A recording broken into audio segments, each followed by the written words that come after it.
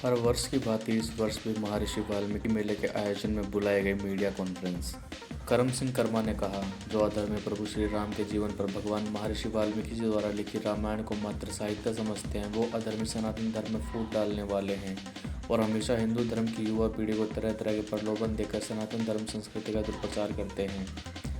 तो ऐसे लोगों के चेहरे पर वाल्मीकि समाज की तरफ से जोरदार तमाचा है। उन्होंने कहा, तुम कितनी कोशिश कर लो लेकिन सनातन संस्कृति और रामायण को आडंबर नहीं बता सकते। 26 तारीख को महर्षि वाल्मीकि मेले में वाल्मीकि समाज व सनातन धर्म के समाज सेवियों को इस मंच के द्वारा सम्मानित किया जाएगा। यह वाल्मीकि जो प्रथम कवि थे पूरे विश्व के, उनको जो लोग जो धूमिल हो चुके थे, जिन्होंने रामायण की रचना की, जिन्होंने राम का नाम उजागर किया जन्म से पहले, तो उनके बारे में लोगों को जगाना, क्योंकि आज जिन्होंने रामायण लिखी, आज अगर आरएसएस संघ परिवार विश्व हिंदू परिषद ना हो तो वाल्मीकि जी को तो लोग भूल ही चुके थे। अगर आप छोटे से बच्चों को पूछोगे तो रामायण किसने लिखी थी, तो कोई कहेगा तुलसीदास जी ने लिखी थी, कोई कहेगा विश्वेश्वर दयाल जी ने लिखी थी, कोई कहेगा शंकर दयाल शर्मा ने लिखी थी। अलग अलग नामों से रामायण को जाना जाता है, लेकिन भगवान वाल्मीकि जी जो रामायण के रचनाकार हैं, उनके बारे में लोग भूल चुके हैं। तो इस मेले के माध्यम से हम भगवान वाल्मीकि जी का जो चरित्र है, जो उनका असली रूप है, वो हर समाज के, क्योंकि हमारे मेले को सामाजिक 150 संस्थाओं के करीब सामाजिक संस्थाएं मना रही हैं, तो आज इस मेले में कन्हैया मित्तल जी, जो आज की तारीख में प्रसिद्ध गायक हैं, आपसे जानकर अति खुशी होगी कि जब मैं कन्हैया मित्तल जी के पास गया तो कन्हैया मित्तल जी का जो संदेश मैं लोगों तक पहुंचाना भी चाहता हूं आपके माध्यम से। कन्हैया मित्तल जी एकदम से खड़े होकर हाथ जोड़कर बोले कि भगवान वाल्मीकि जी के बारे में मेरे को 2 शब्द बोलने का मौका मिलेगा, इससे बड़ा मेरा सौभाग्य क्या है। मैंने उनसे पूछा, क्या फीस होगी सर आपकी? बोला, मैं 1 रुपया भी नहीं लूँगा भगवान वाल्मीकि मेले में आने के लिए, और मेरे लायक कोई काम हो और कोई भी सेवा हो तो आप मेरे को बताइए। आप लोग इतना अच्छा काम कर रहे हैं। हमारी संस्था की उन्होंने बहुत तारीफ की और हमारे संस्था के सभी लोग यहाँ कार्यकारिणी बैठी भी हैं, तो हम उनसे भी आपको रूबरू कराएंगे। क्या मेले में इस बार भगवान वाल्मीकि के चरित्रों का चित्रण भी किया जाएगा? जैसे दशहरे के पहले रामचरितमानस का पूरी तरह से चित्रण होता है, आप लोग ये भी करने वाले हैं ऐसा कुछ? हम मेले में जो हमारे सिंगर होते हैं, तो वो लव कुश के भी बारे में बताते हैं, क्योंकि समय का अभाव देखते हुए, क्योंकि 1 दिन का प्रोग्राम होता है, रामायण होती है 10 दिन की, तो 1 दिन के प्रोग्राम में हमने बच्चों को भी सम्मानित करना होता है।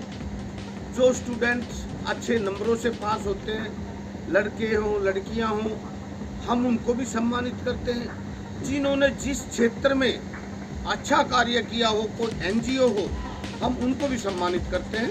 बहुत अच्छी बात। आपने सामाजिक समरसता नाम दिया इसका, आपने सिर्फ एक समाज की बात की है, समरसता किससे करने वाले हैं आप? हम सामाजिक समरसता आज जिस तरीके से आप सोशल मीडिया आज एक बहुत बड़ा प्लेटफॉर्म है, आप देखते होंगे हमारे लोग यूट्यूब खोलते हैं, फेसबुक चलाते हैं, तो अलग अलग जातियों को, जैसे पहले रजवाड़े थे, तो रजवाड़ों का अंग्रेजों ने फायदा उठाया, अलग अलग राजा से फूट डालकर हमारे देश पे उन्होंने राज किया।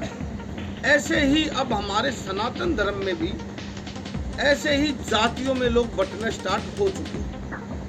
कोई अलग अलग जाति के नाम से जाना जाता है, तो वो अपना कोई कारों का काफिला दिखा रहा है, कोई ये कहता है हम ये हैं हम वो हैं। मैं किसी का नाम नहीं ले रहा चाहता, लेकिन अगर हम जातियों में बट गए तो सनातन धर्म का आज हर समाज ने, हर जाति ने अपना अपना कोई ना कोई ईश्वर बना लिया है। लेकिन अगर सनातन को जिंदा रखना है तो हमने जो पहल की है वाल्मीकि समाज के मेले में सामाजिक समरसता दिखाने की, मैं ये चाहूँगा कि हमें हर प्रोग्राम, चाहे हमें दिवाली हो, चाहे होली हो, चाहे दशहरा हो, चाहे कृष्ण जन्माष्टमी हो, तो कोई भी, चाहे छठ पूजा हो, चाहे दुर्गा पूजा हो, हम सब ने, सभी जातियों ने मिलकर हमें एक ही नारा देना चाहिए कि हम सनातनी हैं, हम हिंदू हैं। चंद्रयान 3 के सफल लॉन्चिंग के बाद भी हम अछूत मानते हैं, समाज से कटा हुआ वो वर्ग अभी भी है। कहने के लिए समरसता है, हमारा भाई है, हमारा प्यार है, हम उनके साथ उठते हैं, बैठते हैं, लेकिन ऐसा नहीं दिखता। दूसरा सवाल जो मेरा है वो कहीं न कहीं ये जो अनुभव का कॉन्सेप्ट है, तो उत्तरोत्तर इसमें कुछ और ऐसा जोड़ा जाए ताकि ये मेला एक अंतर्राष्ट्रीय मेला के रूप में जो अवदान है महर्षि वाल्मीकि का, वो अंतर्राष्ट्रीय स्तर पर पहुँचे। जी, मैं फिर आपसे दोबारा उन्हें बताना चाहूँगा कि मेले का उद्देश्य यही था कि जो हमारे कुछ दलित समाज के लोग अपने आप में, जो दूसरे धर्म वाले उनको कहते कि तुम्हें हिंदू समाज में या सनातन धर्म में इज्जत नहीं मिलती, तुम्हारा कोई मान सम्मान नहीं करता, तो उन सब का मुंह बंद करने के लिए हमने सामाजिक समरसता के उपलक्ष्य में ये मेला रखा। क्योंकि कुछ हम सनातन धर्म ने कभी किसी का धर्म परिवर्तन कराया हुआ देखा है? किसी ने नहीं कराया। हम हिंदू हैं। मैं ये पूछना चाहता हूँ उन सभी धर्मों के गुरुओं से या उन समाज के लोगों से जो अलग अलग धर्म में बटे हुए हैं, जब हम फ्लाइट में बैठते हैं और किसी भी देश में जाते हैं, हम फ्लाइट में बैठते किसी भी देश में जाते हैं, तो वो दूसरे देश वाले हमारे से पूछते हैं कि आप कौन हैं? तो आई एम इंडियन। अब तो भारत हो गया।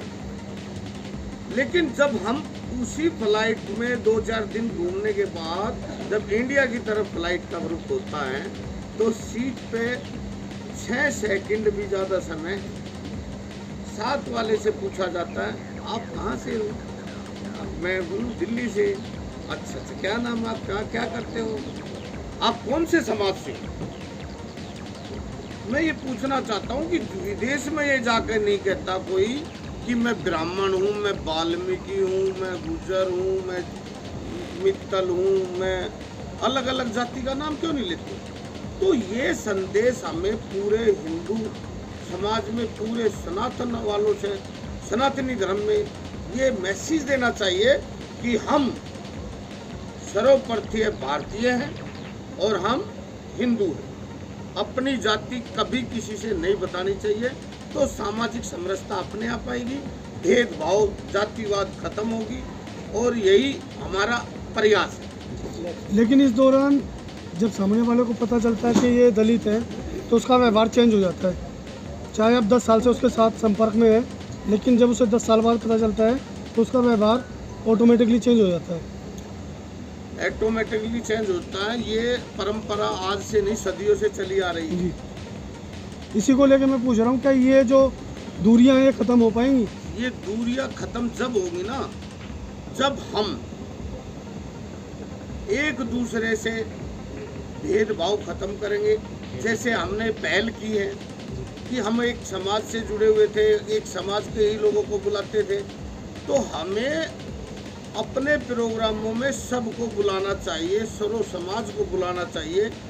अगर वो आके देखेंगे, उनका मान और सम्मान, वो हमें बुलाए, वो हम उनके प्रोग्राम में जाएं, तो मान सम्मान एक दूसरे का करेंगे, तो धीरे धीरे, क्योंकि 1 मिनट में ये अगर हम जातियाँ ख़त्म करने, वो कहते हैं न, जाति हिंदुस्तान से कभी नहीं जाती।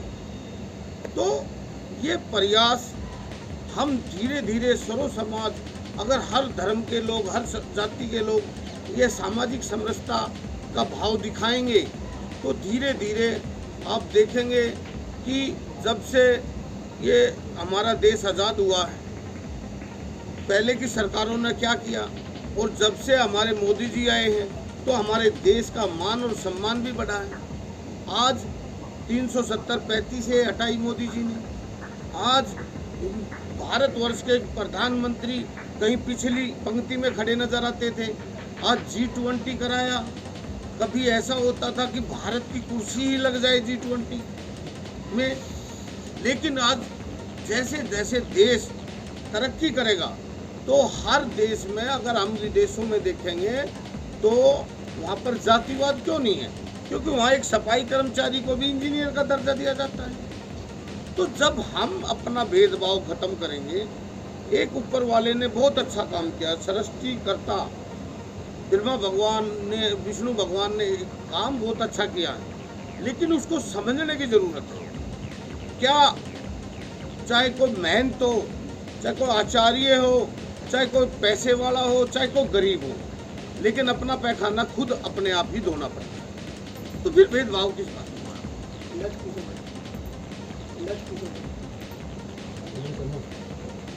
कर्मा जी, ऐसे वक्त में जब आप सामाजिक समरसता का काम कर रहे हैं, वाल्मीकि मेला लगा रहे हैं, कितना प्रासंगिक है कि देश में जातीय जनगणना करने की बात आप कर रहे हैं, दूसरी तरफ जातीय जनगणनाओं की बात कर रहे हैं लोग। ऐसे वक्त में आप कितने प्रासंगिक हैं, आप कितना फिट बैठते हैं? ये जितने भी राजनीतिक लोग हैं, ये अपनी रोटियां सेकने के लिए ही ये समरसता लाना नहीं चाहते। आज मैं पूछना चाहता हूँ कि सनातन धर्म किसी के धर्म की बुराई नहीं करता, लेकिन राजनीति की रोटियां सेकने वाले लोग कितना गलत बोलते हैं। तो ये जब तक राजनीति के लोग जिस तरीके से हमारी जनता को, क्योंकि भारत की जनता एक भावुक जनता है, वो बहकाव में जल्दी आ जाती है। वो दूसरे के देखती है कि यार इसका दर्द एक सनातनी पे देख नहीं सकता किसी का दर्द। तो क्या है कि ये जो जनगणना का, ये हर इलेक्शन में कोई ना कोई स्वरूप छोड़ा जाता है। लेकिन मोदी जी ने जो कहा, आज घर घर टॉयलेट बनवाने का काम मोदी जी ने किया। नहीं तो हमारी माताएं बहनें अंधेरे में सोच जाती थी, अंधेरा होने तक का इंतजार करती थी, चाहे उसका पेट में दर्द हो, चाहे कितनी परेशानी हो, लेकिन या वो रात को जा सकती थी या सुबह जल्दी जा सकती थी। तो ये जातीय जनगणना का जो कार्य है, ये कुछ राजनीति पार्टियां जो अपने जनता को बहकाने के चक्कर में जो जातियां खत्म नहीं करना चाहती, उन पार्टियों को यह एजेंडा की जातीय जनगणना होनी चाहिए। कर्मा जी, एक हमारे दिल्ली एनसीआर में तमाम मीडिया आपसे एक जो उनके लिए आप लोगों के लिए इतना महत्वपूर्ण आप कहते हैं, सृष्टिकर्ता वाल्मीकि जी तेरे खेल निराले, रामायण लिखने वाले। सृष्टिकर्ता वाल्मीकि जी तेरे खेल निराले, रामायण लिखने वाले, रामायण लिखने वाले। आप न होते प्रभु, नाम न होता श्री राम का। आप न होते प्रभु, नाम न होता श्री राम का। दुनिया में कैसे डंका, दुनिया में कैसे डंका बजता अयोध्या धाम का। जन्म से पहले नाम उजागर करने वाले, रामायण लिखने वाले, रामायण लिखने वाले।